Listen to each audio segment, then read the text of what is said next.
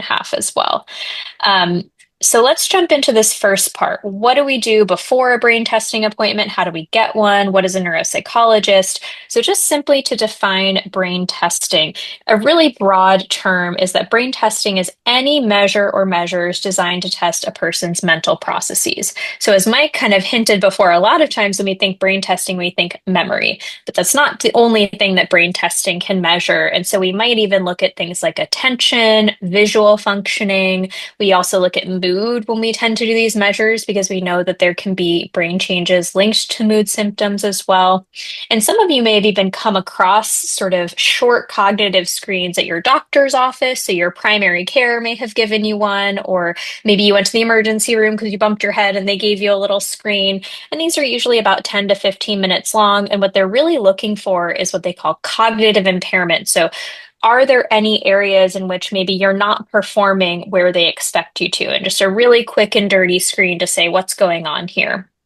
Now, if you do have some sort of low score, if they're worried about cognitive impairment, or maybe you score normally on this screen, but you still have concerns that you feel like need to be addressed, that's when they might send you to Dumichel or myself. And we are, again, what's called a neuropsychologist, and we are specialists who are trained in more comprehensive brain testing assessments. So instead of those 10, 15-minute quick and dirty screens, we're going to be doing probably 4 or 5 hours, if not more, of testing, depending on the person and the specialty and what kind of patients they see. So a lot longer of an appointment, and we will definitely go into, what do you even do in that 4 to 5 hour time period, because we can cover a lot of ground there. Um, so just in terms of one question I often get, I'm trying to anticipate things that people typically bring up.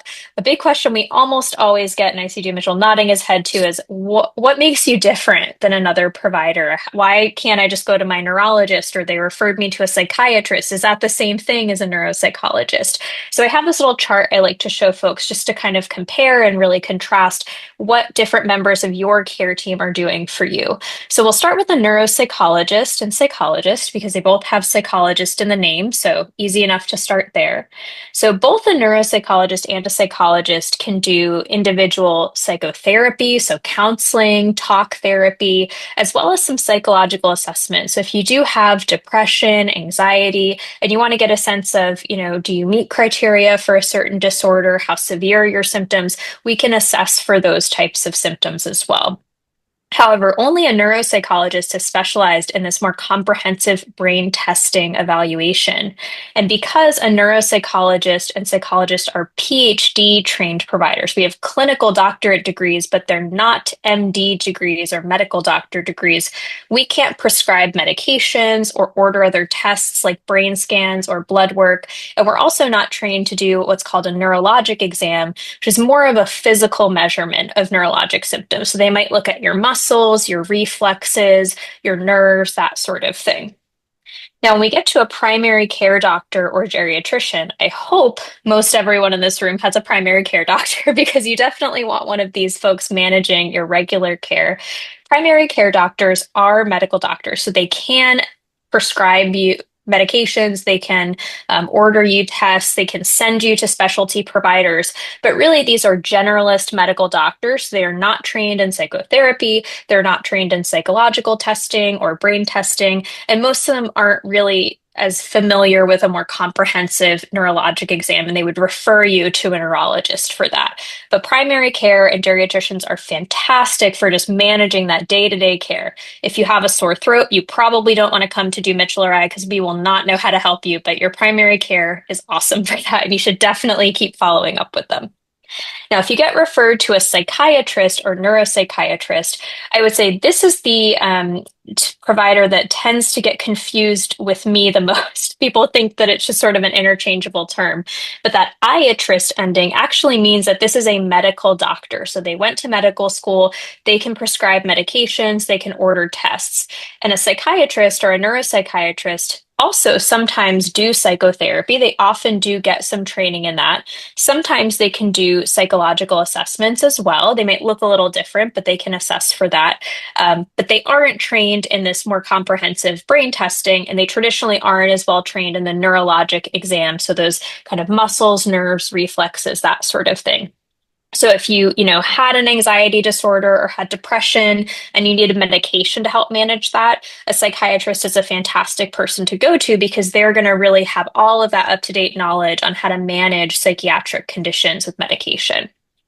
Now, finally, a neurologist is also a medical doctor, so they can prescribe and they can order those follow-up tests, but they're also well trained in this comprehensive neurologic exam. So they're the ones that are going to get out the hammer and check your reflexes, check your muscles, look at the way you walk, and see if there are any physical manifestations of neurologic disease. Sometimes neurologists may also do shorter brain testing evaluations, a little bit longer than the cognitive screen, but not quite as comprehensive as what you would do with Dumichel and I as neuropsychologists. But they can be good for kind of bridging that gap just in the interim if you haven't seen someone yet. So I'll pause there. I see Mike has unmuted. Do you have a question for me yet, Yes, Mike? yes, Katie. I have a question from Patty. Perfect. She said, Awesome. she says, and Patty, I'm going to paraphrase. If you don't have a PCP, do you help with that too, and a neurologist? That's a good Yeah, question. that's a great question. So I typically won't refer patients to PCPs only because it really makes sense to find a PCP that's near you, that's easy for you to access. Typically, you can call a medical center in your area or even call your insurance company sometimes, and they might recommend some PCPs in your area who take your insurance or even visit your insurance company's website. I think that's generally what I would recommend. And I would say everybody should have a primary care no matter Yeah. how young you are, no matter what your life situation is, primary care physicians are so invaluable. Um, I know it's my turn too, but I do want Mitchell to be able to jump in if he has any other advice there too. So I'll just pause and see if he has anything he wants to add for that. Yeah, no, think you hit the nail right on the head. We typically don't send referrals out for neurologists or PCPs. We usually get referrals from those types of folks. Exactly. So so typically if you need help getting a PCP, like Katie said, we highly encourage you call your local medical center, get connected with a PCP, and if you want to see somebody like myself or Katie, you can typically get connected to us through them or through a neurologist as well. So Awesome. you guys, this is a good question, and it came from Yeah. Lisa Palmer.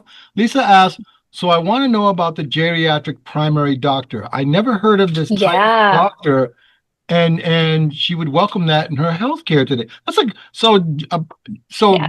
Jerry, go ahead. Yeah, so a geriatrician is essentially a primary care physician who specializes in geriatric health.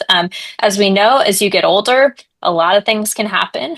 Aging comes for us all, even in our 30s, as early as Mitchell and I know cognitive change can start very early on, just as we get older. So it's absolutely great to have a doctor who really understands the challenges of getting older and what might be coming down the road for you. So I don't think every site will have a geriatrician, but I know most hospitals will have geriatricians. And I think that's Mhm. probably Mitchell's experience as well, if you want to chime in there Exactly. too.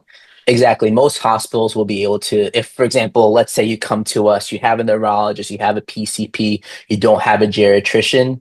Certain situations, we could definitely send in a referral for these types of doctors, or the reverse way too. Typically, a lot of geriatricians send folks to us as well.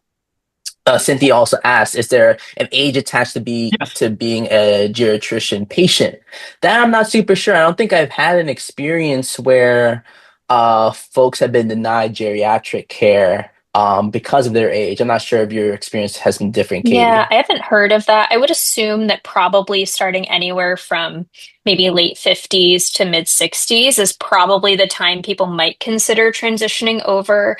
Though I think it's more common that even older adults may have a geriatrician and there's not a specific time you have to switch over. But yeah, if you think that sounds like something that could benefit you, it never hurts to ask. And at least if they say no, you'll have maybe some guidelines as to when they would accept you if they do have an age limit or something like that. Exactly. That's exactly what I was thinking too. Typically between 50 and as early as 50, even and from their point forward, you can absolutely be seen by a geriatrician. Okay. Lisa Palmer's got her hand up. Lisa, jump in. Okay. Unmute. She might. There Okay, we I'm go. unmuted. Okay. Hi. So I just wanted to ask about the neurology. Mhm. versus the other one. It was right in front of me, but it's gone now. So, okay, here it is. So, as far as the testing goes, do you just show pictures or ask questions and stuff like that? Like Yeah. So Yeah. So, let me jump in. yeah. mhm. Aren't we getting to that later in the We will presentation? get to Yeah, we that. I will. can just So, give a short answer and say that yes to that and everything else, that there are so many different ways this brain testing can look like. And that's kind of why Dumichel and I are so specialized and we have all this special training is because we need to know what's good for you as a patient. And everyone gets kind of a different experience when they come to see us. So we'll talk a little bit about that too. And I know Dumichel has some slides as well as to how our tests kind of relate to the brain and why we might choose some tests over another. So we'll come back to that theme a couple times. But thank you for queuing it up for us so everyone will be eager to see it. so let me go, because Marcia asked a really good question. Marcia, I thank you for cueing me on this. We've been tossing around the acronym PCP, which stands for primary care physician. And she asked the question, what's the difference between a primary care physician and an internal medicine doctor? That's a great question. That's a great So I question. can Yeah. actually answer this specifically with personal experience because I did all my training in Texas, and Texas has a very different view of health than Massachusetts does. Let me tell you that. And I tried to get a wellness visit in Texas, just an annual checkup that everybody in Massachusetts gets, and they looked at me like I had four heads. They said, "Why do you need a wellness exam? You're not 60. You don't need this. Get out of here." They sent me to internal medicine first, and the internal medicine people said, "Why are you here?" And I got to have a whole view of the system. But essentially, what it boils down to, an internal medicine physician can be your primary care. That absolutely can be your primary care. And sometimes, if that is the person that's most available, who has the most expertise in treating you, great, that's a perfect choice. But I think internal medicine specialists do have a little bit of extra training in just kind of understanding the systems of the body. So not everybody needs an internal medicine specialist if you're relatively, uncomplicated, if you're mainly just going to get your blood pressure checked every year and just make sure you don't need any sort of tests or vaccines or anything like that. You may not necessarily need an internal medicine specialist, but if you have one, great. That's totally fine. I think, Dumichel, that seems like it's your experience as well, but feel Yeah, free to jump in if you have a that's exactly difference. my experience. Like right Yeah. now, my PCP is an internal medicine doctor himself. So it kind of just goes typically like that. I think my previous PCP when I was training in California was also an internal medicine doctor. Just about specifications and specialties in this instance. Now it's funny because my personal care physician of 32 years was a general practitioner. I Same with didn't know mine. it Yeah. was. And I've also seen nurse practitioners that are there you great, go. Yep. PCP Hmm. providers. So I think whatever works for you and your health is really But the and best point at the end of the day. and the Exactly. other thing I'll tell folks is, because I've been in the world of Alzheimer's for 25 years, we used to schedule my annual checkup, my physical, after the International Alzheimer's Conference, so he could go over things that he had written down to ask me questions about. So, okay, so I've got three more questions. Got one in the chat. Tanya, you're first. Leah, I see you. I'm coming to you. But Tanya, jump in. Can we unmute Tanya? I'm hitting the button for.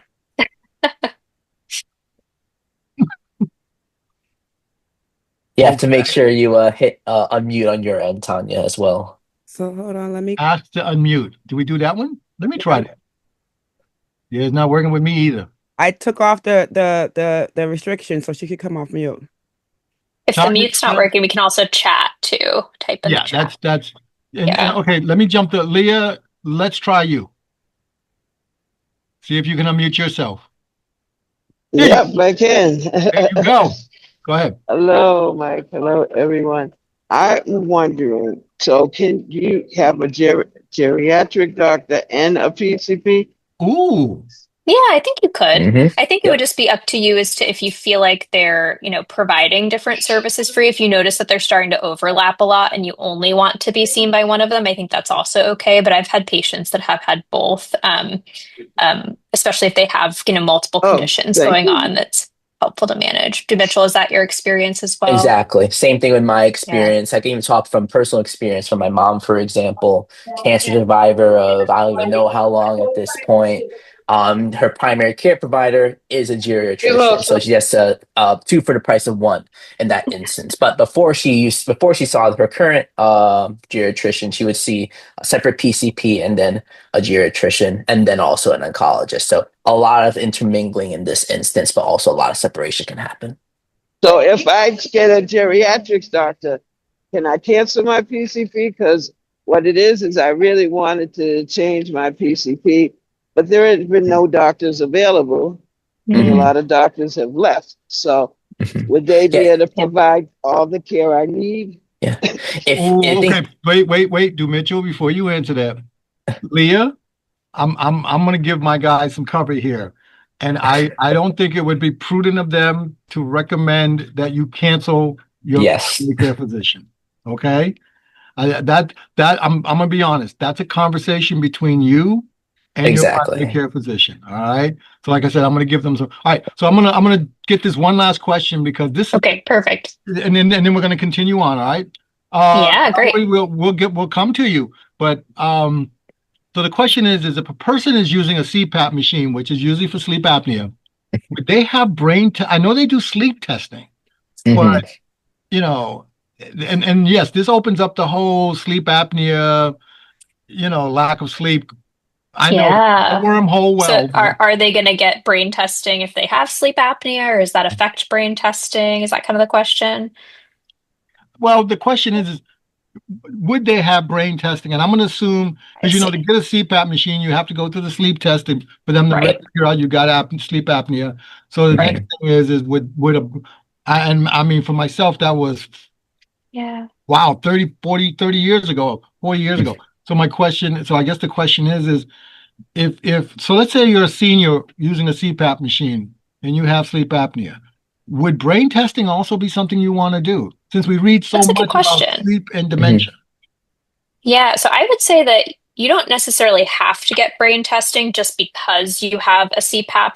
In fact, if you use your CPAP really regularly and are really good about it, that probably is really helping your brain and probably Yep. helping you breathe at night and getting a lot of oxygen. I know D. Mitchell's probably going to talk a little bit about this. So I won't steal too much of his thunder because I know he focuses a lot on kind of healthy brain habits. But I think if you have the CPAP and you're still noticing problems, or if it would just make you feel more comfortable to get an evaluation to know what impact it might be or any untreated symptoms might be having, we would welcome you. I see many patients where that's one of the potential causes of cognitive Hmm. difficulty. So it's not an uncommon referral, but I wouldn't say that just because you had sleep testing means you automatically have to come in and see us, only if it's really Exactly. helpful to you.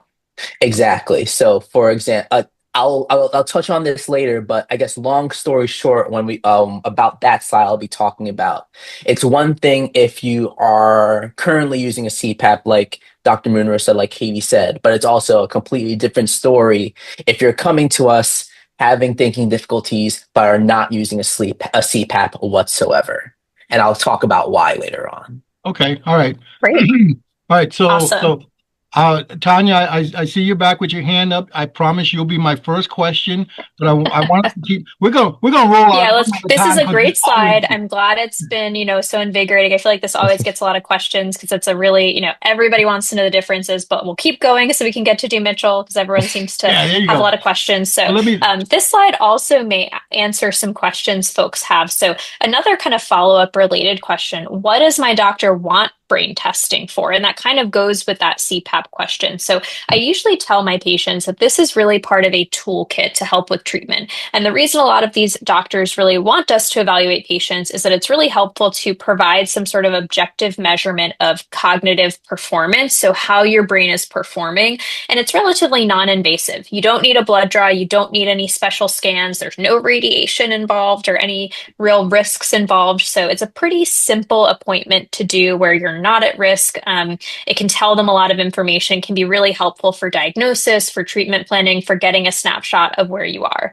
But they also may order other tests. So as we've talked about, they may order a neurologic exam to check for those physical symptoms of neurologic disorders. They might send you to a psychiatrist for that psychiatric exam. They might get blood work. There are a lot of reversible causes of cognitive impairment, like vitamin, hormone deficiencies, thyroid problems.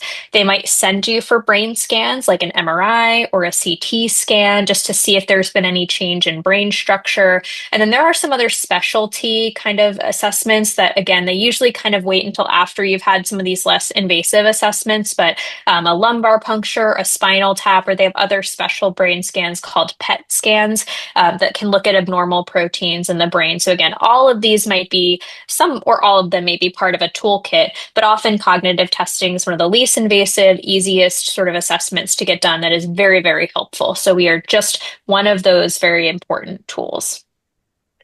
In terms of where you can go for brain testing, so this has kind of come up already, but I would say there's really two main places that we see patients. So the first is in a hospital or a medical center. The second is in private practice. And this is not an exhaustive list, but I would say generally speaking, most of my patients go to one of these two centers. So as Dumichel and I said, we work for Mass General Brigham, which encompasses Mass General Hospital and Brigham and Women's. Boston Medical Center also has some great neuropsychologists, as well as I think Dana-Farber is getting one, and South Shore has one. So many of these major academic medical centers have neuropsychologists, and we're very integrated with different departments. So we can consult with neuropsychologists, we can consult with neurologists and things. So a lot of times, if you have a really complex question or a complex background, a hospital is a really great place to go because we can really call on our colleagues if it's a difficult case or one we're not familiar with to make sure you're getting the best care possible. The downside with hospitals is they're inconvenient for a lot of people. I worked in Weymouth for 3 years, seeing patients at one of our clinics there, and Mike and I would lament with each other when I was doing that because it was like, how long is it going to take me to get to or from Weymouth from Boston? And I live in Somerville. So for those who know that distance, that is like crossing the Atlantic during rush hour. It's like, it's not going to happen. You're just spending your whole day on the road at that point. So oftentimes people may choose to do a private practice because it's more convenient to them. It's closer. Maybe it's less overwhelming than the hospital center. The only thing I would say here is you really want to be careful of wait lists, of insurance coverages. Sometimes private practices don't have as much insurance coverage if it's a smaller clinic. So you want to be really sure that they take your insurance, and we'll get into costs and insurance in a second. And I think just keeping in mind, if it seems like it's more of a complex case, a hospital may serve you better, and your doctor can help you make that decision as well. It doesn't have to be all on your shoulders. I'll pause here, Mike. Did you want to see if there's check-ins or kind of keep moving a little bit and check in a little bit? We've got I'm Tanya seeing and some Valerie, hands. but I want to piggyback on private practice again. Okay. I go back to my guy who eye, ear, nose, throat general practitioner. Right. He would have if I had said, and his name was Mike, ironically, which is how I picked him out of the book. But if I had said to him, Mike, I'm concerned about my memory, he would have most likely referred me to, well, he practiced out of Faulkner. Yep. So Yeah. he would have most likely referred me to Faulkner Hospital to get a memory diagnostic workup there. Because And I mean, I can jump in, Mike, and just say you were looking at one of Faulkner Hospital's newest neuropsychologists. So I would love to see you all at Faulkner if you come by Faulkner. So I recently switched there from Weymouth to help with some of our student load. So Faulkner's a fantastic choice, very accessible by bus and shuttle, et cetera, as well, Yes, too, it if is. you're coming from the South Shore. Yes, it is. All right. Tanya, I'm coming to you, but one quick second. What's on my screen? It looks like I'm looking at Yeah. I'm somebody in a trying to car. get Zaida off the call. Yes, Zaida. Okay, all right. All right. I'm So, trying to knock her off.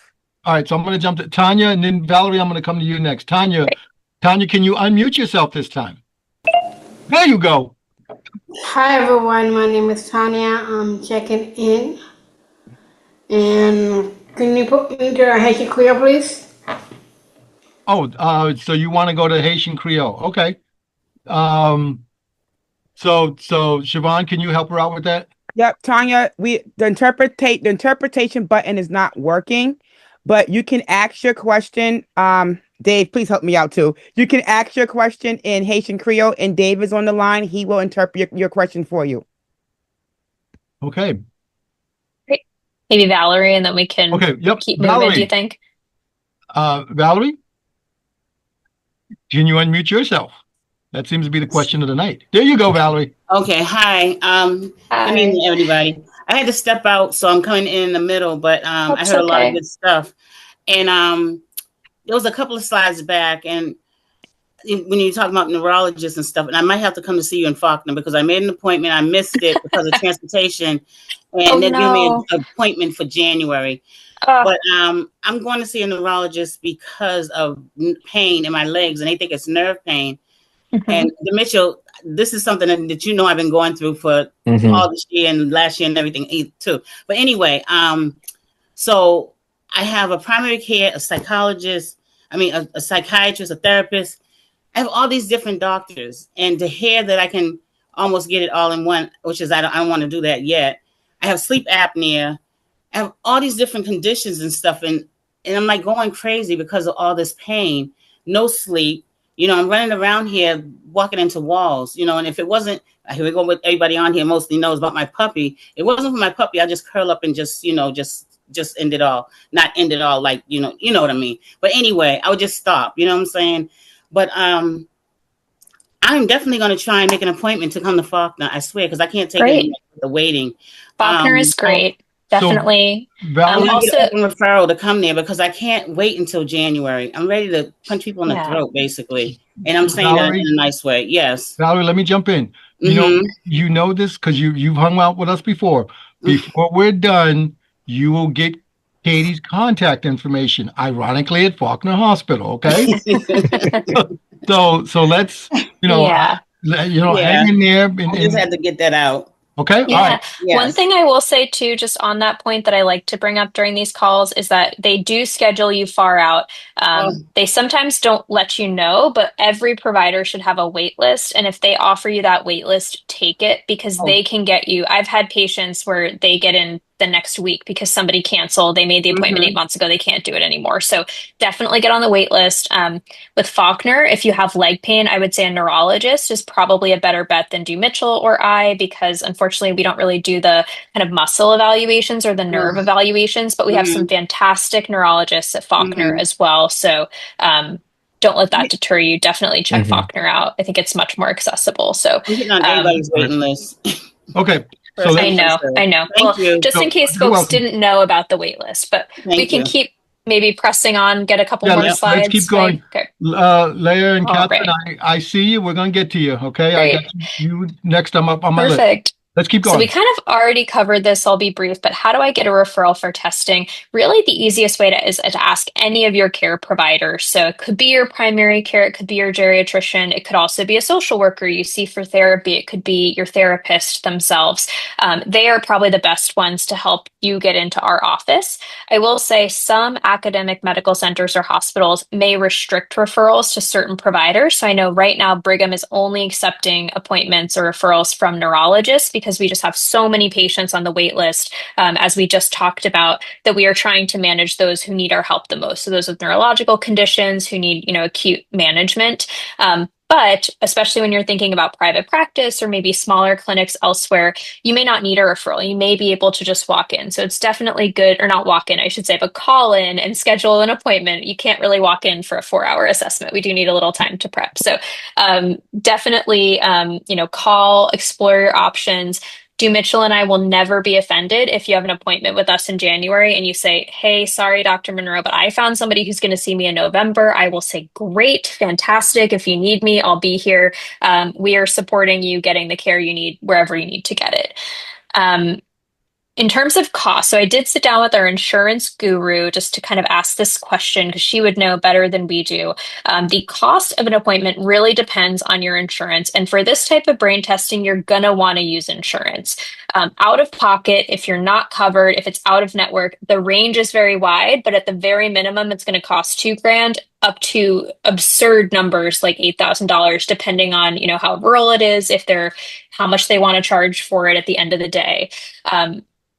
Using insurance, we usually do what's called a pre-authorization at hospitals. So weeks before you even see us, Dumichel and I are looking at your records. We're talking to your insurance company. We're trying to convince them you need this testing, and we are going to get an answer before we see you. And if we don't get an answer, we're going to let you know. We're going to reschedule your testing until we know that it's approved, because we don't want you paying out of pocket or having any surprise costs for this.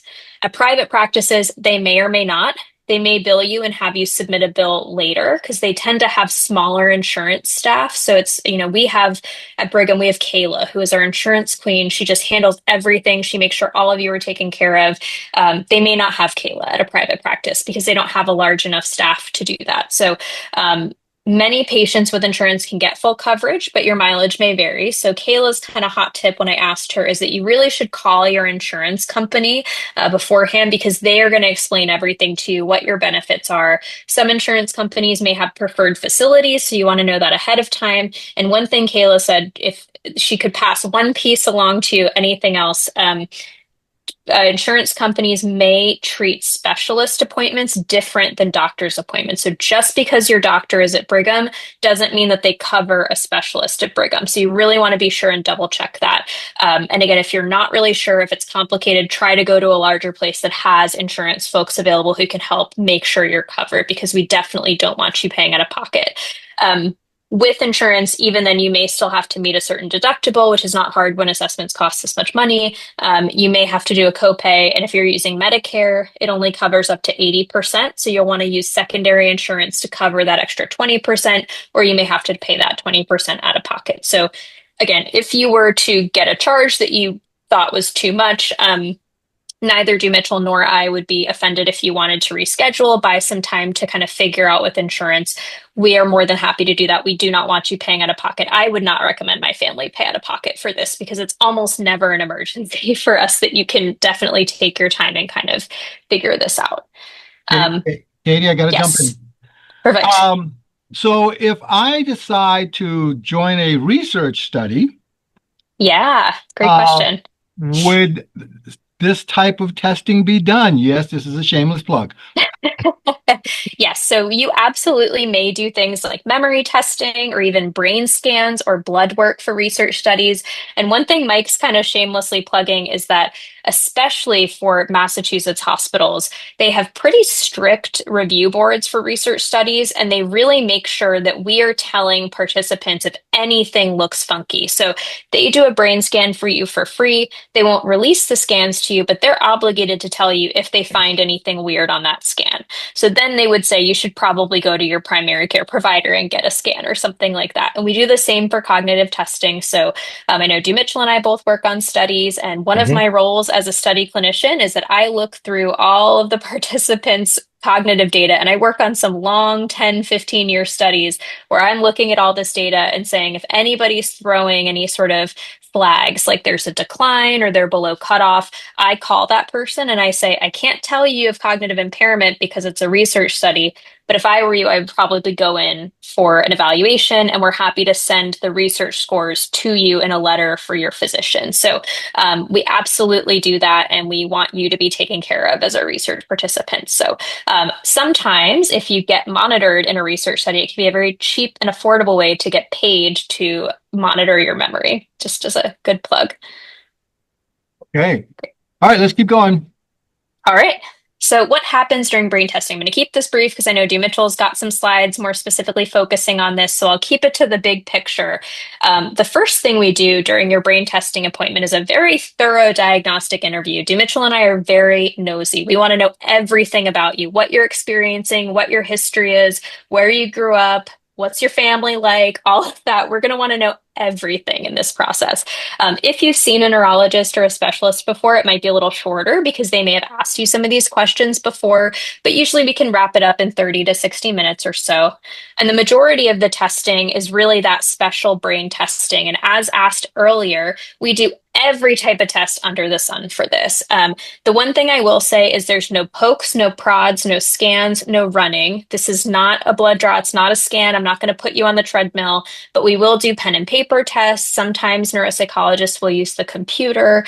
We might do tests of attention, of memory, of processing speed, so how quickly you can react to things. We might look at your visual functioning. We're going to assess your mood as well. And the cool thing about this is that this is really personalized to you when you're coming in for a clinical evaluation. So as I said, before you even step in the room, Dumichel and I have looked at your chart. We know everything about you. We have already planned out a battery to address the symptoms you care about most, as well as get a good snapshot of other areas. And we are flexible with that. So during the day, you won't even notice, but we are changing that battery up in our head. We're adding tests, we're taking them away. And during that time, you will also have time for breaks too. So we're thinking about that. We're building it around, human needs. So if you need to use the restroom, if you need a mental break, that is also available. And again, we'll talk a little bit more about the data that you'll get from this specifically when Dumichel jumps in, but it's a pretty long day and we try to make it pretty manageable, but we can also talk about ways that we can accommodate you as needed too. So let's see, I have some myths and facts of brain testing here. So this is all based on kind of real questions that I've been asked by participants. So just to prevent chaos, I won't have people shout it out because I think this is too eager of a group and we would be very chaotic here. But you can just kind of think in your head or feel free to type in the chat if you want. For each statement, do you think this is a myth, that it's false, or do you think that it's a fact? Ooh, I didn't know it'd be a Formal test. brain testing should only be performed by a specialist. Is this a myth or is it a fact? This is a fact. So you have to see a specialist for this type of brain testing. The reason I put this here, and I'll put this here too, it should be a doctorate level licensed neuropsychologist with a PhD or a PsyD. The reason I put this here is I have seen an uptick in the number of patients I have who live in rural Maine, who live in rural Vermont. They find somebody on the internet who says, I can give you a neuropsych exam. You just have to pay me $8,000 and it's fine. Yep. And this person is a master's degree or a bachelor's degree. They've never received any training in this, and they're going to give you probably something they found off the internet and charge you $8,000 for it, which is not what you need or want. So you should look for this PhD, PsyD, licensed neuropsychologist. You can screenshot this, take a picture. I really don't mind. You may also see some extra funky letters at the end of that, an ABPP or ABPPCN. This just means that that neuropsychologist is an extra super smart board certified neuropsychologist. They don't have to be, but this just means that they went up in front of a really scary board of people who said, you're like the best we have to offer. So that is like an extra 2 thumbs up for them. So myth or fact, brain testing is used primarily to detect impairment in memory. Ooh. This is myth. We do so much more testing, and I won't read them all out because we have so much to get through today, but we can look at any cognitive domain under the sun. If you have any problem in any area of thinking, we are happy to help you. It doesn't have to be just memory. We probably will almost always throw in a memory test just to see what it looks like, but that may not be the main focus of our evaluation. All right, myth or fact, having cognitive impairment means that someone is not intelligent. Myth. So cognitive impairment is actually a completely different concept than low intellectual functioning. So cognitive impairment can affect people at any intellectual level. It's really just a change in your functioning because of something else. So it could be Alzheimer's disease, it could be a head injury, it could even be depression. We do see changes in concentration and attention because of depression, and that can show up on our testing as well. And some of these are short-term and fixable, like if you have depression and you treat your symptoms and it gets better, you'll see your attention improve. Others might be progressive or get worse over time, like Alzheimer's disease. And even if someone has cognitive impairment in one area, so someone with Alzheimer's disease in very early stages may have problems with memory, they can still perform in the above average range in other areas. So I've seen patients with early Alzheimer's disease where they are terrible on memory tests, but they knock you out of the water for visuospatial tests. They are so good at those tests. So it does not mean that you're not smart. It does not mean that you're dumb. It just means that you're having trouble in an area because of something else that's going on with you. All right. Couple more myths or facts, then maybe we'll pause for questions. Myth or fact, brain testing should only be performed if someone has very severe cognitive impairment. This is the myth. So we love to see people when they do not have severe impairment. Baseline evaluations are super helpful for people who are at risk for degenerative diseases. So if you have a family history of Alzheimer's, we love to see you early on so we can get a sense of your normal strengths and weaknesses and monitor you over time. If someone also has very early stages of cognitive impairment, this can be a really helpful evaluation to get you into treatments or clinical trials fast and before you see this loss of functioning. So that's when we really want to get you into these trials, into these treatments. All right, I think this is my last myth or fact. Myth or fact. Katie, yes, before you give the answer, yes. Wait 1 minute because you're doing it, bam. And I don't know if you're seeing in the chat. But I actually cannot see the chat, so I'm just going off of vibes today. So let's give everybody 1 minute to answer the question. I will give us a minute. Okay. Mike, how about you tell me when to go when you can see the chat? All right. It is impossible to fail brain testing, myth or fact. Mike, you tell me when I should. I'm just looking at the chat and woo. Okay, it looks like it's about 50-50. What's the answer? All right. It is fact. You cannot fail this testing. Even if you have cognitive impairment, you can't fail this test. That's the beauty of it. We just want to work with you. So a neuropsychological exam or brain testing is not a school final. It is not the SATs. There are no pass, fail. There are no grades. We're not going to give you an F. We don't send it home to your teacher or anything like that. All we ask is you try your best. Good effort is the only thing we need from you, just to show up and put in good effort. Even if we diagnose you with cognitive impairment, that does not mean you failed. We're just here to help you and get the care that you need. We really don't judge one way or the other. So you don't need to worry about failing. All you need to do is really show up and be there. And that's all we ask of you. So I'll kind of pause here because I think my last kind of piece about this is sort of preparing for testing, like managing anxiety related to testing.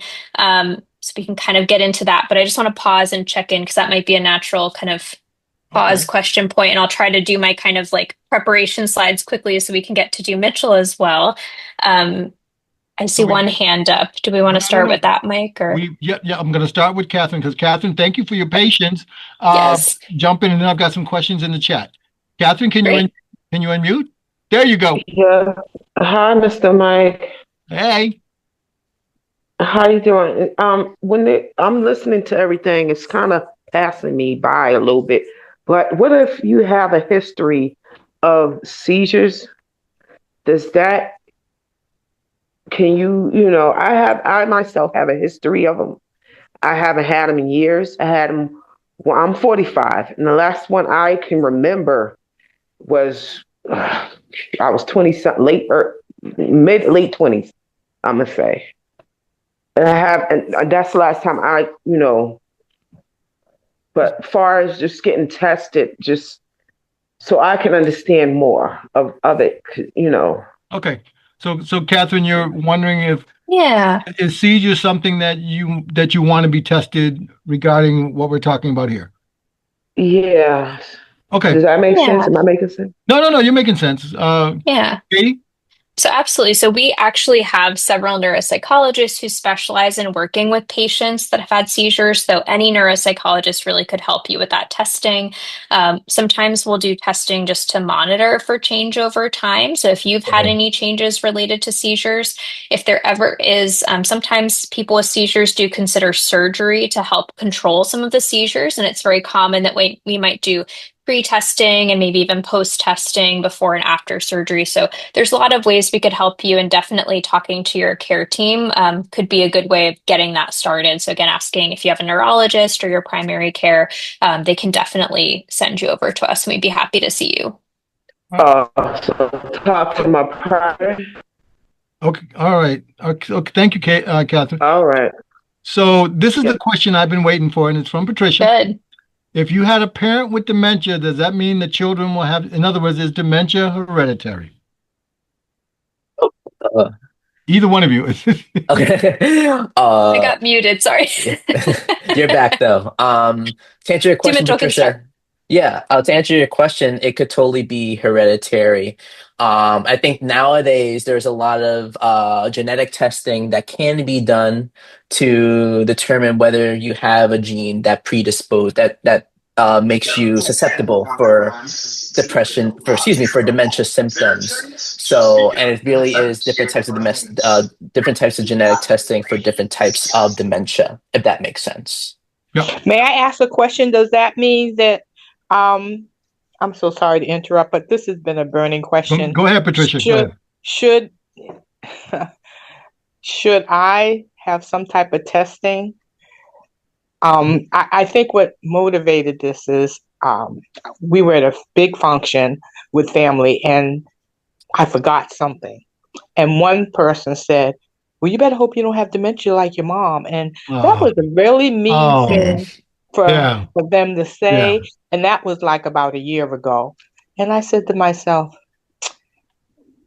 and of course, I'm 70. Sometimes I forget things, but I was wondering. So I was thinking, I don't know if I want to find out or not. Mm-hmm. So let me jump again. I'm going to give Dumichel and Katie cover on this one. Patricia, here's the easy answer. If you want to, you should talk to your primary care physician, share your concerns. If your primary care physician is a general practitioner, like my guy Mike was, ask for a referral to a memory diagnostic clinic, and just find out. Okay. I will do that. That's not as scary as the. Yeah. Okay. Thank you. Thank you. So I'm going to jump back up to Tanya because Tanya's, and Arlene, I saw you, but Tanya's been going in and out this whole night. Tanya, unmute yourself, please, and let's see if we can help you. What's your question? I want to know, the girl said that why especially have seizures, or go to the hospital. Many people have seizures. I have a friend. I used to help him in my school in Kenmore Square. They have seizure, and I'm the one. Two people need to hold him to be on the side, but I need someone to make it for me and cure for me. So, Tanya, I'm not quite sure I understood the question, and I apologize for that. Are you asking how to find out if the seizures are impacting? I said again that I have a friend. Mm-hmm. I used to help. Oh no, did I freeze? No, you're still here, Mike. Okay. No, I think we lost Tanya. I think we lost her. And Tanya, if you're still with us, again, I'm going to give my guys cover, and everybody, please understand this. I love the questions that are being asked. Some that can be answered by Katie and Dumichel, but other questions, as you've heard me say a couple of times tonight, those are conversations you should have with your primary care physician, who knows you, knows your history, knows your medical, knows all of that. Whereas, asking, Dumichel or Katie to take a snapshot and give, it's my way of, I don't want anyone to walk away going, well, Dumichel said, as opposed to I talked to my doctor and I understand. Arlene, thank you for your patience. Jump in. Hi, I'm wondering if you have cognitive impairment, it's different, I'm sure, for every case, but some cases can be worked on and come back, right? Or is it cognitive impairment because it's gone? That's a great question. So I think, Arlene, kind of what you're getting at is, can we reverse cognitive impairment, or is it just that it happened to your brain and it's gone? And it's such a complex question. You're absolutely right. I would say in some cases, we absolutely can reverse that cognitive impairment. So as I said before, sometimes we see that because of depression or because of vitamin deficiencies, or even if someone had a medical event like a stroke, we often can see a lot of recovery in the first year after that event. So, Dumichel and I sometimes in our reports, I'm sure we'll say, it's only been 3 months since the stroke. Who knows what this is going to look like next year, because, it could be much improved the brain could heal. So I would definitely say that just because you have cognitive impairment, it doesn't necessarily mean that that's the case forever. The main caveat there is if you have been diagnosed with a progressive neurodegenerative condition, so neurodegenerative meaning the brain is getting worse over time, those cases typically always do get worse. That right now, for most of those cases, we do not have a way to change that. Hopefully, though, I think we're getting to that era where we are starting to develop therapies for that. We're just not quite there 100% yet.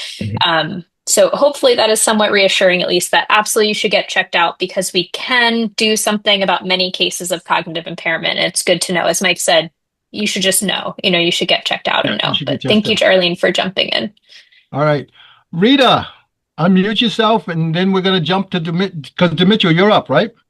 No, I'm finishing up the last couple slides, and then we'll jump to Dumichel. But all right, Rita. We will get to Dumichel. We will. Hi, this is Rita. Hi, Rita. I'm doing the Alzheimer's and dementia study now with BU, only Fantastic. because it runs strongly on both sides of my family, and I find myself forgetting things. My daughters was telling me, "Mom, you forgot," and they said it to me several times. So I decided to do it, and I drive a lot. Because I drive a lot, I know where I'm going.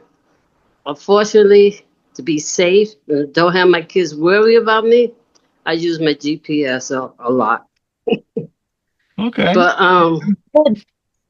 I am worried. I'm trying not to worry about it. I know if I have it, I have it, and I will get good care. So I'm not gonna worry about it. But I'm praying that I don't have it. Okay. Yeah. Well, Rita. Well, it's a really good segue maybe into talking about anxieties of brain testing. It is perfect. Yeah. So, Rita, I want to thank you for sharing that with us, okay?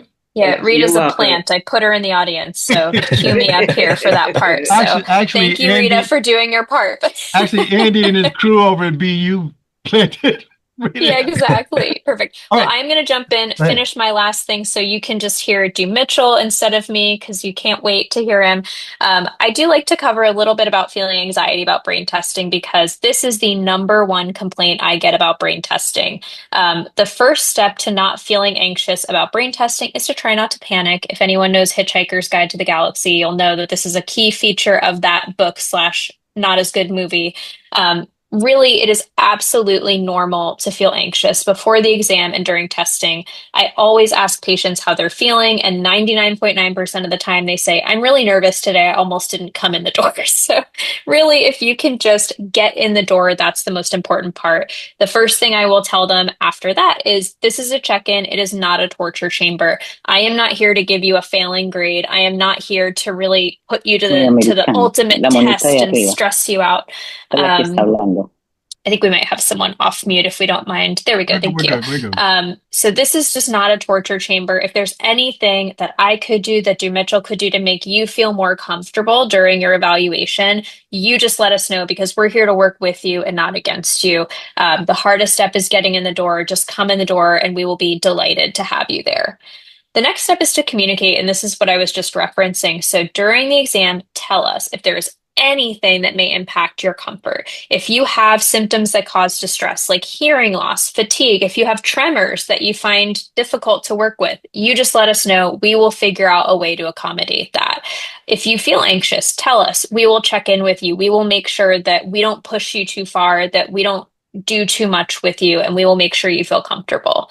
If you're nervous about technology, you don't want to use computers, you tell us. Neuropsychology was developed, the history of it was developed with pen and paper tests, and we will always go back to pen and paper if we need to, if you do not want to use the computer. So we will figure out a way to make that work. Examples of how we might accommodate you. So I will often take very frequent breaks. If you need a mental break, if you want to eat, if you want to go to the cafeteria, just let us know. We can use larger pictures if you have trouble seeing. We can speak louder. I'm sure Dumichel has his loud voice too, but they train us specifically on that in grad school. If we need to get real loud, we will get real loud, and we will do that in a way that is absolutely normal.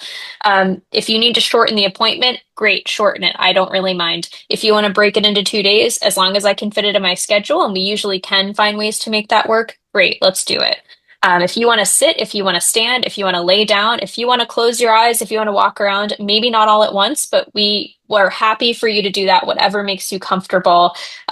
We will keep track of time for you. We will be the best administrative assistants you've ever had. So I've had patients where they're taking 3 or 4 medications and they give me the times, and I'm the one who has to be in charge of telling them, when it's time, making sure we have breaks. If you need family members to come in and assist you with anything, you just let us know the time and we will make sure it happens. And on those lines, we will update family or care partners as well. If they're out in the waiting room, we'll go out, we'll give them updates, we'll give them ETAs, all of that. So you just let us do the work and we will take care of you. The third step and final step is to prep for the appointment. So make sure you get to bed early or at least on time. Practice good sleep hygiene. So no iPhones in the middle of the night or TV right before bed, and try to kind of have a relaxing bedtime routine. And Dumichel might chat a little bit about sleep and its importance in a little bit.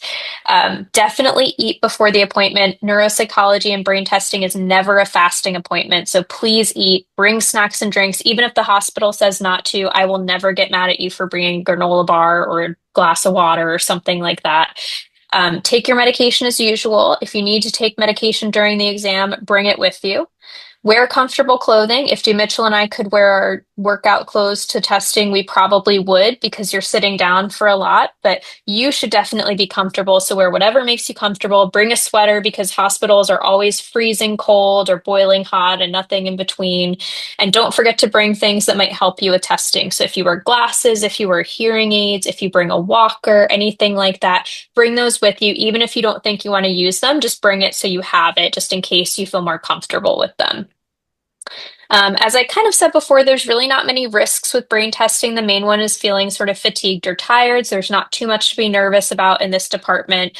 Definitely take it easy afterwards. I tell folks not to schedule a super stressful day after brain testing. Take some time to nap, watch some TV.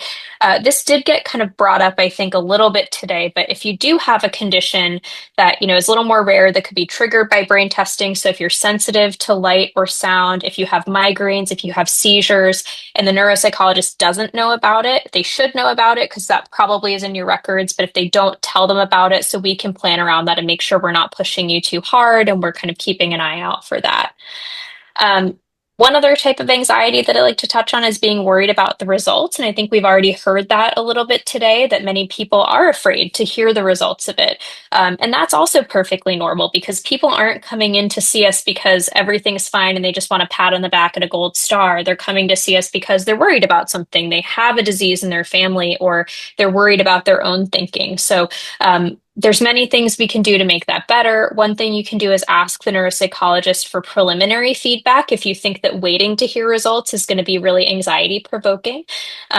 What they might do is just give you kind of an eyeball, or mention if there's any areas of concern or if things kind of look normal. So that's helpful to know. And one thing I will say with preliminary feedback, sometimes we may not be able to do that because of just the testing. Maybe it's a complicated testing score situation, or maybe we just don't have time that day because we have back-to-back appointments. But if we are able to, most neuropsychologists will do that for you. You also should schedule a follow-up visit. And I'll be brief on that point because Dumichel will talk a little bit about this with his slides, but we're more than happy to walk you through the report, make sure you understand everything, how it affects you, how it affects your treatment plan. And you're also welcome to bring trusted family or friends with you for support. So both for the brain testing appointment, but also for any follow-up visits. As long as you're okay with it, we love family and friends to be involved because we want you to feel comfortable. We are happy to explain it to other people if you don't want to. You just bring them if you want them to be there.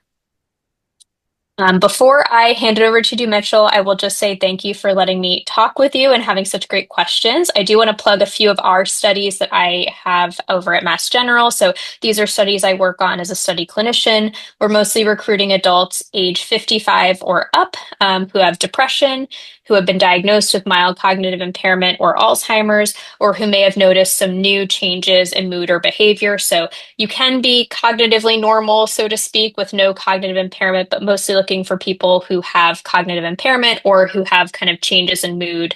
I'll read this number out loud for anyone who's having trouble with slides today, but if you are interested in learning more about our studies with the Harvard Aging Brain Group, you can contact Natalia Tarr at 617-726-3086 or ntarr@ngh.harvard.edu. So I think Dumichel also has some slides of his own, but feel free to take a picture of this, a snapshot, jot it down if you'd like, and I can always bring this back up at the end if anyone had any questions. But thank you for letting me talk your ear off, and maybe some questions before we move on to Dumichel's part. Katie, real quick, first of all, yes. Can you put that in the chat also? Yes, I will. Okay, excellent, excellent. And this is Lau, I see you've got your hand up, so I'm gonna come to you first. But Ramona, go ahead, dear. Unmute yourself. You gotta unmute yourself. Go ahead. Oh, sorry. So I just want to ask, I was just sitting here thinking, so my grandson is 25 years old. He plays football for his college. So if he gets hit, I know about the CTE, but if he gets hit and it's not CTE, can he have cognitive problems later on in life? So Ramona, this is again where I step in. Okay. Okay, I was just asking. Okay. But you know what? Let me yeah, I can jump in really quick if you want. Go ahead, Catherine. Go ahead. Yeah, Kate. so again, can't say anything personal specific about him or his case. I think it's a really interesting question. It's an area of research we are still figuring out. We know that obviously one thing I can say for certainty is we try to limit the amount of times we get hit in the head. I think that's never a good thing to get hit in the head repeatedly. So we do try to be safe about that, limit hits to the head.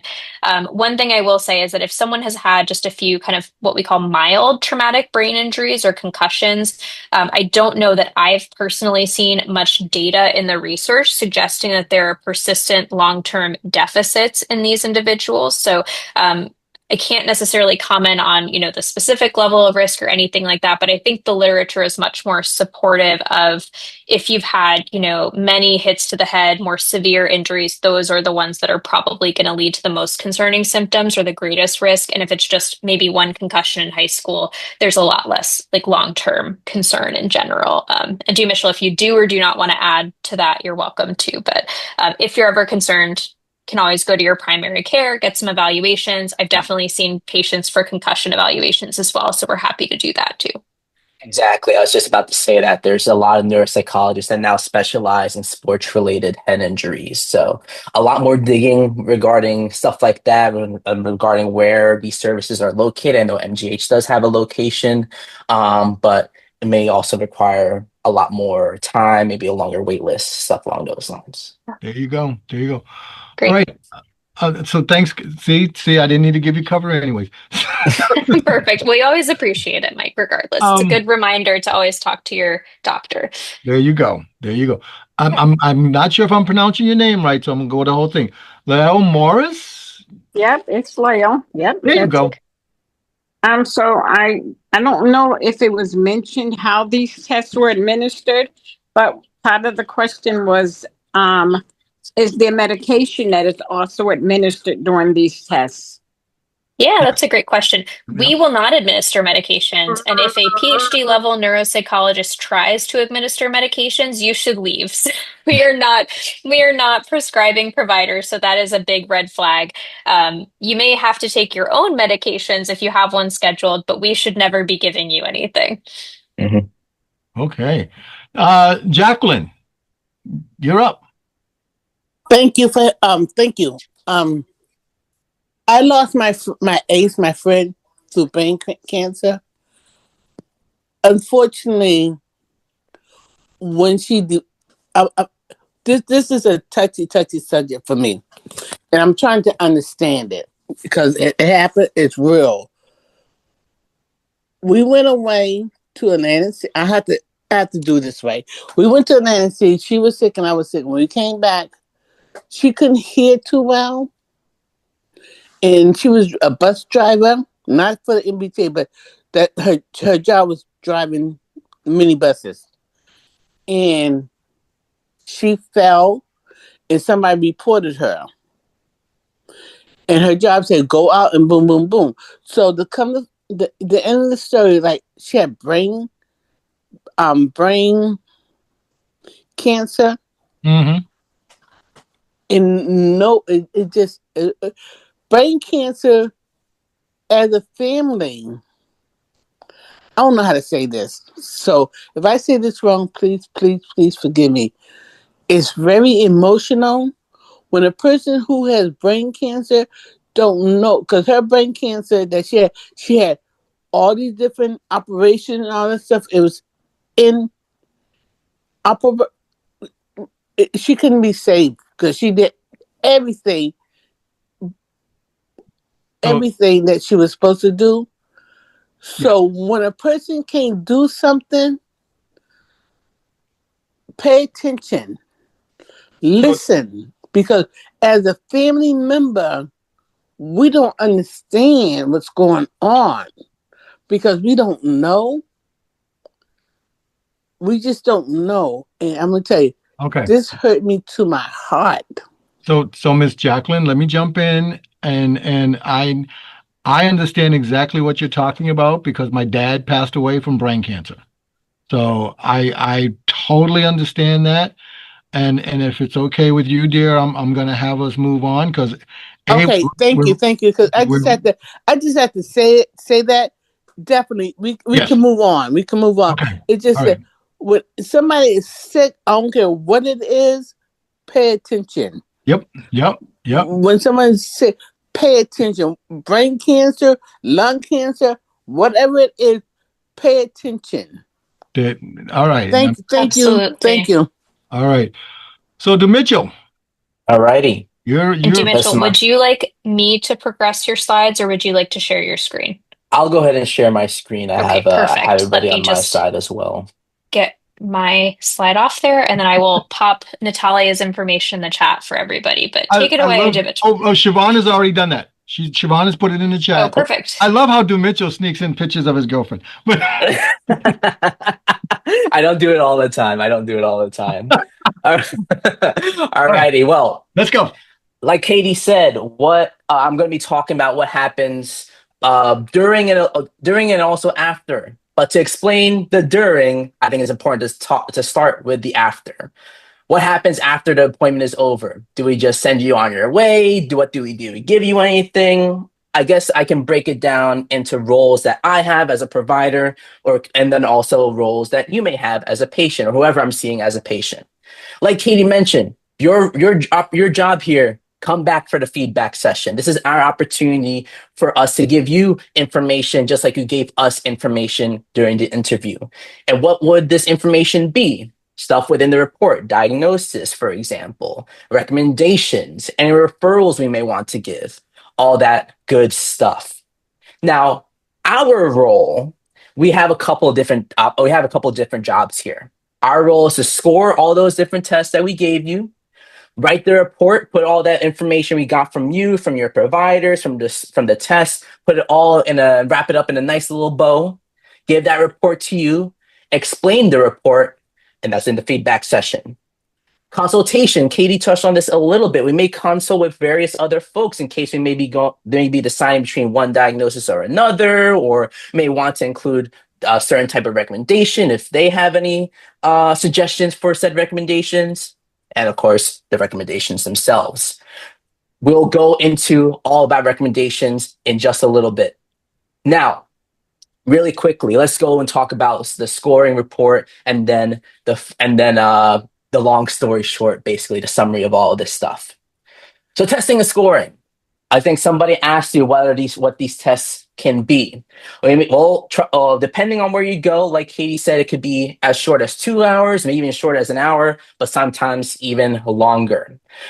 All these tests will touch on different aspects of your thinking, memory, attention. If folks have heard of executive functioning, stuff like that too, organization, planning, executing that plan, problem solving, decision making, I can go on and on. Now, the big question here that I sometimes get too, how do we score these things? I have given you a bunch of different words to remember. I recited numbers. I said animals. I drew some things. I put blocks together. What does all this mean? How do I score it? How does Katie score it? Well, each test is different. Each test has their own rules. Long story short, we want to compare you to people who are like you. So we want to make sure we compare you to somebody who also is the same age, has the same education, and also as close to the same background as you as possible. Okay. And of course, we all put that in a nice little bow in a whole packet of information for you to take home with you. All right. So let's talk about that a little bit. Normative data. This is what I was talking about and where we want to compare you to people who are like you. Oh, okay. Basically, to answer that question, I'll ask this question. Is the change that the person that I'm seeing or that Katie is seeing experiencing symptoms that are experiencing abilities similar to people who are like them, age-wise, race-wise, education-wise, or is it more concerning?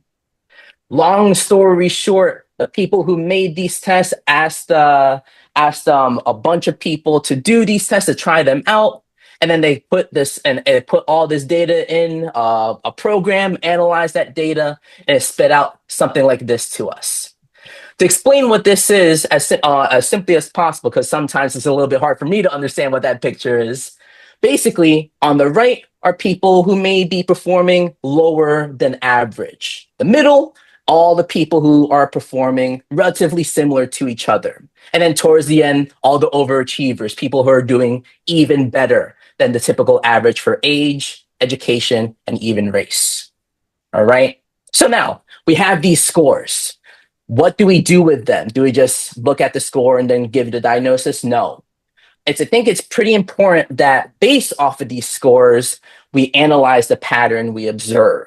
So let's say a person has an impairment, let's say in memory. Let's say in memory, they have an impairment in this instance in the temporal lobe, that's towards the side of the brain.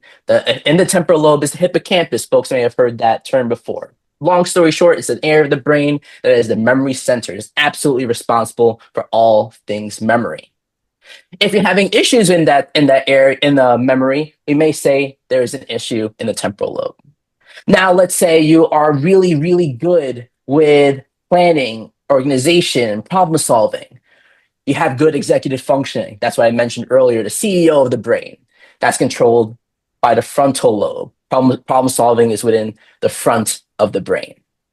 Those are just some types of patterns we may observe, but also can map out to different types of dementia and diagnoses we may give you. So, with that being said, the way that when we talk about integration of all this information, because it's a lot of information, the way that I like to explain it is that you are like a puzzle. We want to make sure we can get the complete picture, the most complete picture of you as possible. So we're not just focusing on the scores. We're not just focusing on the information you give us, but we look at information from the scores, from the information that you give us, from information that doctors give us, information in your medical record, information that your family members may give us too. And we try to decipher any symptoms we notice, any patterns we see that can map out to those symptoms, and symptoms that can map out to possible diagnoses, for example. Okay. Long story short, we try to integrate everything with each other to make the most complete picture of you as possible so that we can give you the most personalized diagnosis and personalized recommendations as well. Okay. All right. Now, like I mentioned, there is a report that we give you at the feedback session. Like I said, this report will contain any patient history, a good summary of stuff that you told us, stuff that we looked into the medical records, stuff that any informants may have given us. A summary of all those test results. We typically will put all the testing scores in a nice table, and also just a brief summary of each test and what they mean. As I said there, and then I'll finally integrate a summary of everything: diagnosis, what parts of the brain are affected, and also recommendations that are specifically tailored for you and also can be relayed back to your patient care team. One thing that I didn't mention earlier, everything that you talk with us will always be kept confidential, will always be kept within your patient care team. It will not leave the room. We will not tell it to your grandkids. We won't tell it to anybody unless you tell us to do so. All right? Okay. And then, as I said, there may be a table within that report. Okay. So long story short, going back to Katie's presentation, 3 important parts. Interview, you give us information. Testing, a bunch of things we ask you to do to look at different aspects of your thinking. And then feedback, we give you information. Scoring will always be fair. We're not going to try to compare you to somebody who's 18. We're also not trying to compare you to somebody who's 90. We want to make sure we're comparing people who are like you so that we can give you the most accurate information possible.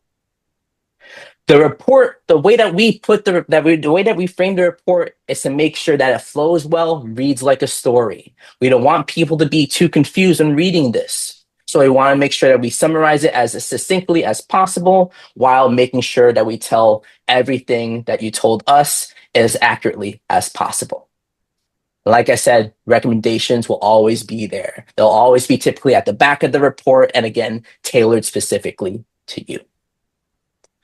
So before we get to recommendations, any questions? Yeah. Mitchell, you just brought up something that made me, is it explained to me in a manner that I will understand? Fantastic question. I'll give you your $5 after this. It will always be explained in a manner that you're able to. I'm not trying one of the greatest pieces of feedback that I got very early in my training is that I often put a lot of medical jargon. We don't want that. We want to make sure that anybody who reads it can understand it, whether I'm giving it to you, the patient, whether I'm giving it to your doctor, whether I'm giving it to maybe your grandkid. Maybe they're not able to necessarily read it just yet, but we want to make sure that anybody can read it and understand what's going on. Gotcha. All right. All right. Any questions, Mike, or should I just keep going? Well, we got, because we are going to run out of time as always. Well, let me jump in. Before I get to Rhonda and Vicky, I see you, but Miss Jacqueline asked a good question in the chat, which is, I got to let folks know. That's why, Miss Jacqueline, I'm giving you the shout out to definitely, it's open enrollment in October for a lot of healthcare plans, and you should check with your healthcare plans, your insurance plans, to see if this is covered. And I mean, as someone who just discovered I didn't have vision on my healthcare plan, thank God open enrollment is right now. So, so that's a really good, and Ms. Jacqueline, I'm gonna thank you for bringing that up. Rhonda, jump in. You got to take yourself off mute. You're still on mute there. Hello. There you go. Sorry. I was listening about testing, but what after the testing, after the reports and the results, what do you have the patients to do? Do they change their pattern, what they're doing, eating? What's their diet like? I'll give you your $5 after this too. Okay. Well, trust me, we'll get all into that. Or, exactly. Doing physical activities, that's for sure. So that's coming up. Fantastic question. Trust me, it's coming up. I think the best way I can summarize it is that we want. Wait. I don't want you to steal your thunder. Fair enough. So let me jump to Vicky. Vicky, jump in. Good to see you, Vicky. We can't see her, but anyway. Go ahead, Vicky. Go ahead, there. I wanted to ask. I, as a matter of fact, I was at my doctor today. Okay, I just had brain surgery. I hit my head and they want me to go to see a brain a brain psychologist. Is that a good idea to see about anything?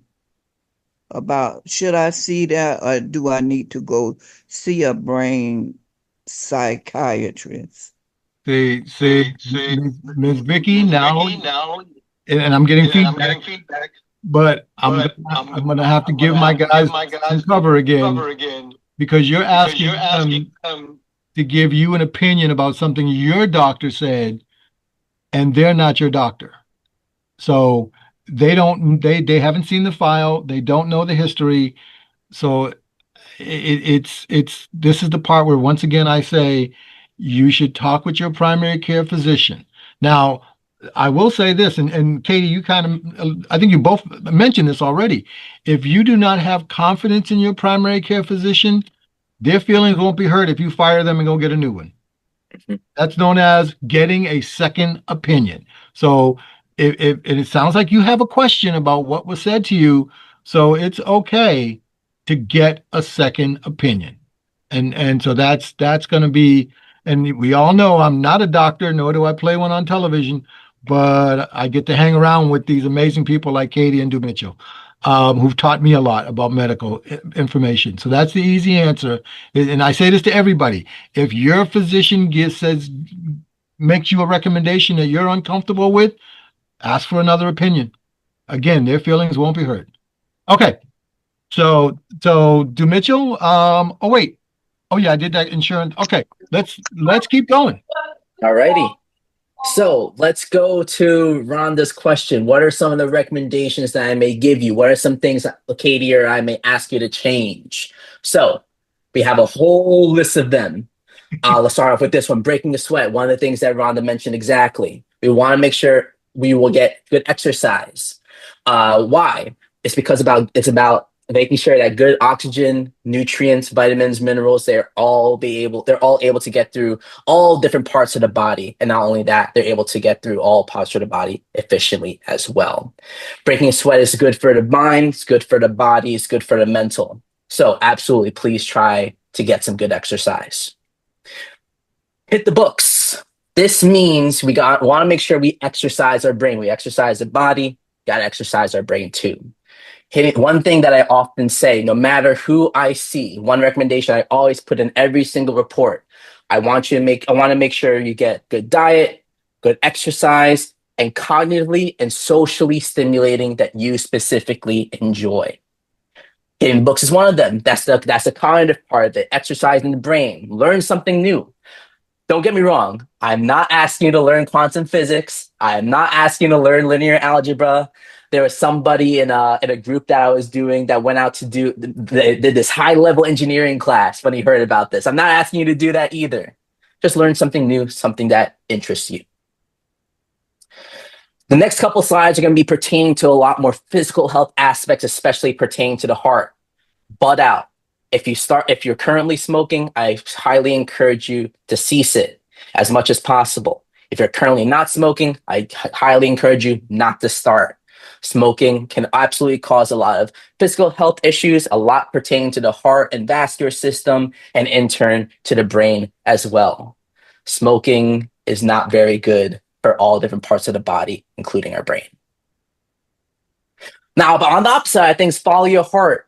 Make sure that anything pertaining to the heart is under control. Make sure you're talking, have an open conversation, like Katie mentioned, communication. Talk with your providers what is concerning you. If your heart is not of concern for you, if you have really good heart health, what else is concerning you? Maybe it's vitamins, maybe it's pain, maybe it's something. All of these things can absolutely interfere with our thinking in various different ways. So follow your heart, follow your body, follow your mind. Heads up, wear a helmet, simply as that. I think that goes without saying. We got to protect our brain. And I think somebody earlier mentioned football. Or maybe anything else that involves a helmet. They wear a helmet for a reason. If you go out on the city bikes, wear a helmet. If you use a scooter, wear a helmet. If you don't, you hit your head, you may have what we call a traumatic brain injury, or just a brain injury in general, which can absolutely cause a whole different amount of symptoms that would affect your thinking. So just please wear a helmet. Fuel up right. Good vitamins, good nutrients, good minerals, good food. One diet that I typically tend to suggest for folks, and then they do come in for brain testing, is what we call the MIND diet, or the Mediterranean diet. An emphasis on leafy greens, fruits, veggies, what else? Ancient grains, lean meats, chicken, turkey, but also also hopefully limiting stuff like cheese or whole milk or butter, sugar. And don't get me wrong, I love my cakes. I bought a cake for my girlfriend's birthday last week. I make sweets all the time. Mike knows this. I've talked to him about this, just about making sure it's all in balance. Somebody earlier asked about sleep. One thing that I meant, the question earlier was if I am or somebody is using a CPAP, do I have to go to neuropsych testing? I responded to that when it's different, when it's the opposite. I'll give you an example. I saw a person a couple years ago that he was having a lot of memory difficulties, but nothing necessarily lined up when he and I were talking during an interview. I asked him, "So how's your sleep?" "Oh man, I haven't had a good night's sleep in 10 plus years. I only get 3 to 4 hours of sleep and it's super segmented." Immediately my mind went to, I wonder what's going on with sleep. Maybe he has sleep apnea. Maybe he has any other sleep disorder that can absolutely interfere with our thinking. And then all of a sudden, one of the recommendations that I gave him: go see a sleep doctor, do a sleep study. They may give you a CPAP. And I know it may be uncomfortable at first, but stick with it. 6, 8, sometimes 12 weeks, you will see improvements. I get a call from him a couple weeks down the line, and immediately he tells me out front that changed his life. Sleep is so important. Another example: 100,000 car crashes, car accidents are caused by poor sleep. Sleep causes issues with memory, causes issues with attention. We could possibly get that. I wouldn't be surprised if we're able to get that on neuropsych testing, but also I think it's important to understand sleep can absolutely interfere with our thinking abilities. So just get some good sleep. Mental health. Katie talked about this earlier too. Make sure that your mental health is taken care of. There's absolutely ways we can determine during a testing session if there are any mental health issues that you're currently experiencing, because Katie and I are neuropsychologists, but also psychologists first. But I think also there's various different patterns we may observe during testing that may be more indicative of something like depression or anxiety versus something like dementia. I highly encourage folks, if they aren't connected with a psychiatrist or psychologist and they're interested, I highly encourage you to do so. As you take care of your mental health, you are also taking care of your brain. One thing I mentioned earlier: social activity. We're human beings. That means we're social beings. We got to exercise that part of our brain as well. Buddy up. You guys are doing something that speaks to this right now. You're in a group like this. You're being with other people virtually. You're learning something new. You're already touching on so many pillars of brain health here. Just keep at it and make sure you're social as much as possible in a way that is comfortable for you. This last one really pertains to what I mentioned earlier, hitting the books. Also stump yourself. Crosswords, Sudoku, Wordle, any game that makes you that challenges you as much as possible. Again, it's about exercising your brain, forming new connections, and strengthening old ones as well. Finally, thinking strategies, which I have a whole set of slides for this as well, which if we have time, I'm more than happy to go and discuss. Long story. Okay, fair enough. Long story short, for each type of thinking ability, it has their own set of strategies accordingly. So let's go on to memory, the more classic one. I'll just spit out a couple for the time that we have. Write things down, reminders, sticky notes, calendars, anything that could allow you to remember things. Ask for repetition. I understand what you're saying to me is very important. I just want to hear it once more to make sure I'm understanding it as well as possible. Do you mind repeating that for me? A very classic one, a memory area, a place you'll always check in case you're missing the common items you keep on you. Phone, wallet, keys, watch. I have my memory area in the middle of my dresser in my bedroom. That's where I keep my phone. That's where I keep my wallet. That's where I keep my keys. That's where I keep my pen and also my watch. Have your memory area. That will always be the first place you check in case you lose something. Some other good ones, some others that typically pop up, for example, with language, if you have issues with word finding, like the word is on the tip of your tongue, but you just can't get it out. Pause, take a breath, allow a few moments to pass, and hopefully the word, and typically it does, come back to you. Verbal learners, use your verbal strengths, use verbal instructions, written reminders. But if you are a visual learner, use your visual strengths, use visual directions, use visual cues, visualize what you want to say first. Another big one with executive functioning, if you used to be a big multitasker, but it's more difficult now, focus on one task at a time. Maybe even break down big tasks into more smaller but more easily completable ones.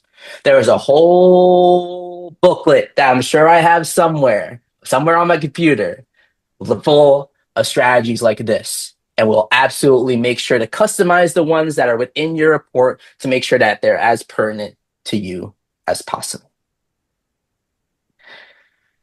And that's basically all that I have. More than happy to talk about some more strategies or any questions that folks have. Want to do this quick plug for research. This is a project that I am a part of. It's called the Habit Study, Healthy Aging as Black Adults in It Together. And we, myself and the Center for Health Outcomes and Interdisciplinary Research created this study because we know that issues with memory runs rampant within the Black and African American community, but also there's also pain challenges that folks experience. And sometimes having access to these resources can be more difficult than it should be. And we want to bring that to you exactly within the community. So it is a 12-week program specifically made for Black and African American older adults, age 50 and older, to be more active and to live better with pain and memory-related challenges. I'll put this in the chat because I realized I cut it off here. But if folks are interested, there's a number and there's a phone number and email that you are more than welcome to call. And again, I'll put that in the chat just shortly. But that's all I have. Thank you guys so much for listening to both myself and Katie. We really do appreciate it. All right. Before we wrap up, because we got 9 minutes. So this is the 30-second question. This is not the last question, but there's 2 questions in the chat that I wanted to bring up real quick. Vaping, how does vaping affect the brain? I don't know if I know the literature on that yet, but I'm just going to guess based on what I know about smoking in general. No, smoking is probably great. So we probably want to stop the vaping too, but I don't know. Dumichel, have you heard any research on it or seen anything? I think it's still pretty new, so. Yeah, exactly. I think it's still pretty new too, but it still goes back to, that butt out slide. If you are smoking or if you aren't smoking, don't start. If you are currently smoking, try your best to stop it as much as you can. Smoking in general is not good for the body, it's not good for the lungs, and it's not good for the brain. There you go. And then there's this one from Maddie. And I've never heard of this. Can ETC? Probably ECT, I would assume. Oh, so you see it. I would assume electroconvulsive therapy, Maddie. I would assume that's probably that.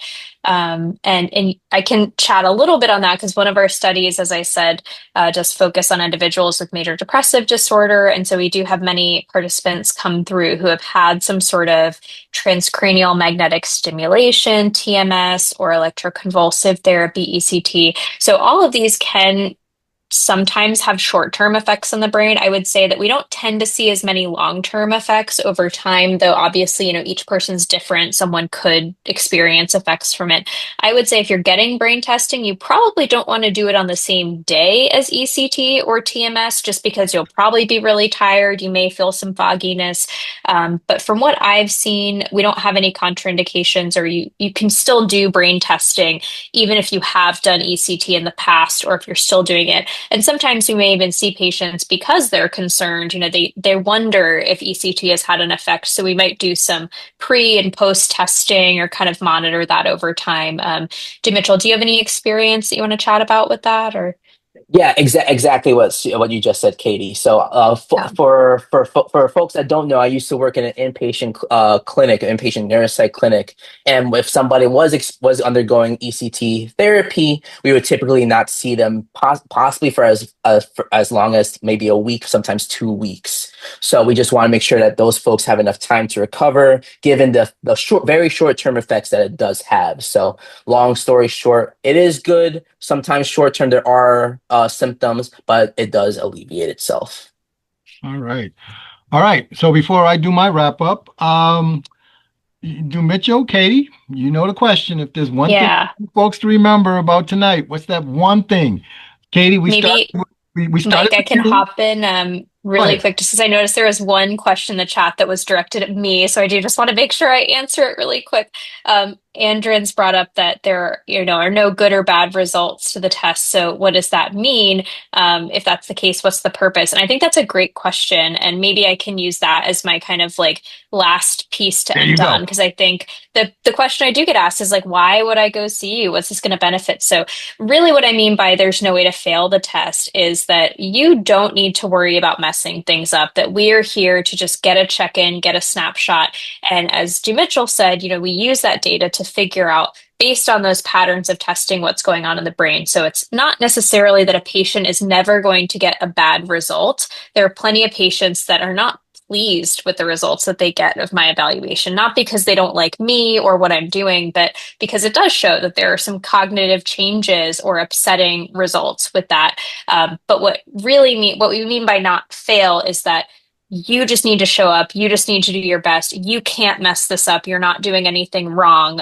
Even if you're anxious, even if you're worried, we are just there to work with you. Even if the results are bad, that's okay. We're here to help. We're here to get you that help and help you along your way, whatever that means for you. So I think, my one thing that I like to end with is just come in and see us. The biggest hurdle is getting in the door, and we will take it from there. Just trust us.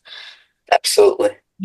Katie, I saw that question. I was like, how do you, I knew you were going to crush that. Yeah. No, it's okay. Because I think it's a complicated topic and we just want to make sure people, walk away feeling like they maybe understand it a little bit better. And I guess one thing sorry, Dumichel, I'm going to do two things. The other thing I always like to check in with my patients about, if you feel like something on that report doesn't resonate with you, tell us. Dumichel and I have very thick skin. We have been through grad school and back, and nothing can phase us. We've seen it all. I have patients so many times tell me, like, you're saying it's executive functioning, but I feel like it's memory. That doesn't line up with me. And I ask them straight up, does anything in this report not line up with your own experiences? Because I want to know that, because if that's the case, it means I probably didn't do a very good job of explaining it. And that's an area we can go back to. And 9 times out of 10, we are able to get on the same page. I'm able to share how those results impact their day to day. They walk away feeling better. So just show up, trust us, and please tell us if something is not lining up, because we are more than happy to help and take care of that. So anyway, I will leave Dumichel with time to share his last takeaway too. Hopefully I didn't steal both of us. No, you're good. I think the last thing that I want to say is that the process is about you. It is not about me. It is not about the people that you bring with you. It's about you. Everything will be tailored to how you want to do it. If you want to take breaks, we'll make sure to accommodate that. All the recommendations are determined because of what we see in the testing, in the report in itself. And of course, if you are, like Katie said, if you need us to re-explain to you, we will do it as much as we are able to. We want to make sure that you're able to walk away from that feedback session knowing as much as possible and knowing that we are in your corner. One thing that one of my old supervisors that I still talk to, one thing that I'm sure he still says is that after the feedback session, it's not the end. It is only the beginning, and we will still continue to be in your corner, however that may look like. And that still holds true in whatever I do today. So, all right. And I want to thank the 200 plus people who hung out with us. 226. Thank you all. This is a great group. This is crazy. And I'm gonna leave everybody on a teaser. coming up sometime between October 20th and the 23rd, and I give Miss Siobhan the shout out for this, we are going to be doing a program looking at menopause and dementia. Fantastic. And how the two are combined. It's going to be a virtual night. Everyone is welcome to come. I'm moderating. We are putting together a tremendous panel, and I'm going to be honest, I'm the guy who's going to be learning all about this. So ladies, bring your men. So bring your husbands, your boyfriends. I was going to say, they need to know too. They need to understand. bring them so that we get to because I'm going to be learning just like they are about this thing called menopause and how dementia is. And I give to Siobhan a shout out because this was her idea. So look for us. We're going to be doing this sometime late on October. It is 7:58.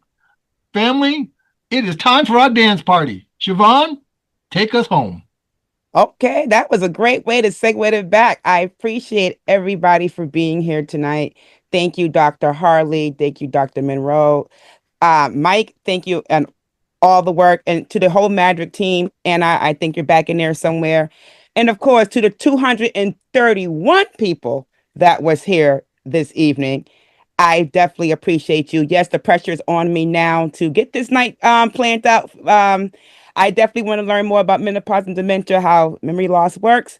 So, but with that being said, I'm going to stop talking because we got one more minute. So we didn't play Mike in. Oh, no. I want to play Mike out. But also, before I hit that unmute button for everybody, thank you to Dave and Bert as well for understanding tonight, for understanding the fact that interpretation didn't go as we planned. But you guys were troopers. You're there to help out with us. So I appreciate you as always. And now I'm going to take the button off. We are going to play Mr. Kincaid out. So please come off mute and say goodnight. Good night, everybody. Good night, everyone. Blessings to all. Have a good night. Good night, everybody. Thank you very much. Everybody. Good night, Have a great evening. Come on, Mike. Do it.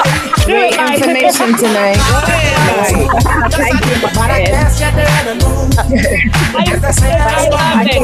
Good night, everybody. And we'll see you next week. Bye. Have a blessed one, everybody.